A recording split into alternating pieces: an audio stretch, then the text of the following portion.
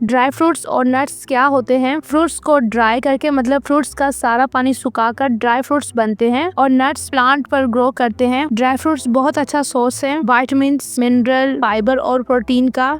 Eyes और brain health के लिए अच्छे होते हैं क्योंकि इसमें vitamin A, vitamin C, vitamin K और विटामिन B6 जैसे न्यूट्रिएंट होते हैं जो स्पेशली आइज और ब्रेन हेल्थ के लिए बहुत अच्छे होते हैं। इम्यूनिटी को बूस्ट अप करते हैं क्योंकि ड्राई फ्रूट्स में good amount of antioxidant and polyphenols होते हैं जो फ्री रेडिकल डैमेज को कम करते हैं और इम्यूनिटी को बढ़ाते हैं। गट हेल्थ के लिए भी अच्छे होते हैं क्योंकि इसमें बहुत ज्यादा मिकदार में फाइबर होते हैं। इससे कॉन्स्टिपेशन की प्रॉब्लम भी दूर होती है। Rich source of omega 3 fatty acid जो बॉडी में बैड कोलेस्ट्रॉल लेवल को कम करते हैं और हार्ट भी हेल्थी रहता है। ये हड्डियों को भी मजबूत करते हैं।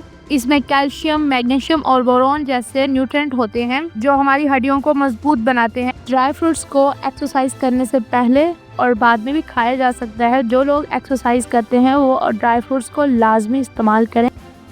बादाम हमारे दिल, हड्डियों और ब्रेन फंक्शंस को सपोर्ट करता है। काजू में vitamin E, vitamin B6, magnesium और प्रोटीन पाया जाता है। ये दिल और शुगर के मरीजों के लिए अच्छा है। खजूरों में विटामिन, मिनरल्स और नेचुरल शुगर पाई जाती है।